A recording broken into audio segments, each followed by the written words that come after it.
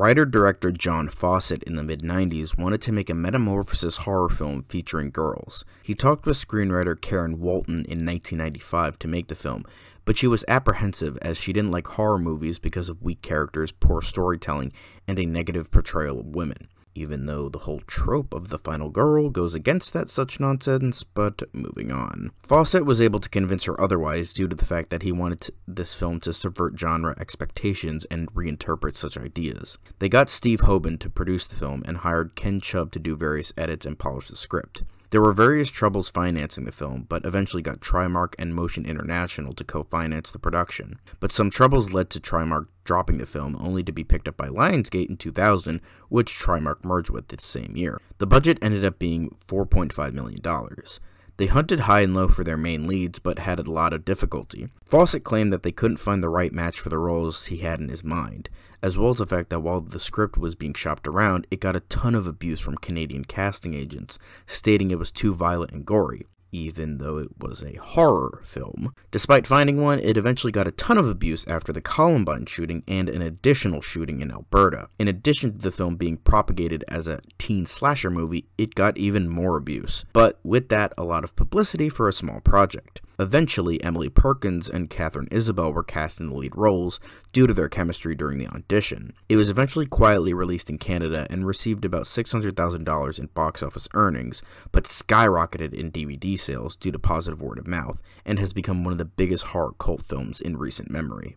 After watching this movie, this was when I really started to notice the sub-theme of expanding and evolving lore involving older creatures. I think this is definitely the pinnacle of better world building and lore than story. It certainly takes a page out of The Fly's book in terms of an ongoing metamorphosis and rather a romantic relationship between man and woman being the anchor to the story. It is the relationship between sisters. For me, I do prefer the former, as I feel there was a bit more emotional depth to the relationship between Seth and Veronica in The Fly. However, I do still think that it was a well-executed relationship between the two. I also thought it was interesting in terms of the actual werewolfism and how it's almost like a viral disease rather than a curse, like in many other forms of media. But it does make sense because werewolfism is an affliction caused by infection from one person to another. This film kind of doubles down on that by making it a legitimate virus with a cure. I really liked this idea and it was executed near flawlessly. In terms of the other attributes in the film, the allegory for female puberty was quite good, even if it was hardly subtle, as well as the whole STD subplot later in the movie. The performance from Emily Perkins was also quite good, and I feel she nailed many of the more emotional dramatic scenes in the movie. Meanwhile, Katharine Isabelle was just okay. I felt she was trying too hard a bit at certain points, but she did well enough in the more dramatic scenes, and she had good chemistry with Perkins. However, everything else about the movie is pretty weak.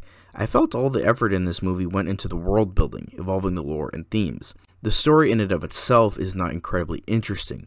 While how Ginger is changing into a werewolf in and of itself is really interesting, how she's dealing with the changes, how the other characters react and deal with it, as well as the additional subplots, were not wholly interesting. Plus, I felt that there were major bouts of the movie where very little was happening and I was getting kind of bored with it. It definitely could have benefited from a tighter script, swifter pacing, and a slightly shorter running time. I know this is a huge cult classic, but personally, outside of the lore, world building, and performances, there isn't a lot this movie has to offer, unfortunately. Just one of those cases where the ideas are just better than the plot and story being told.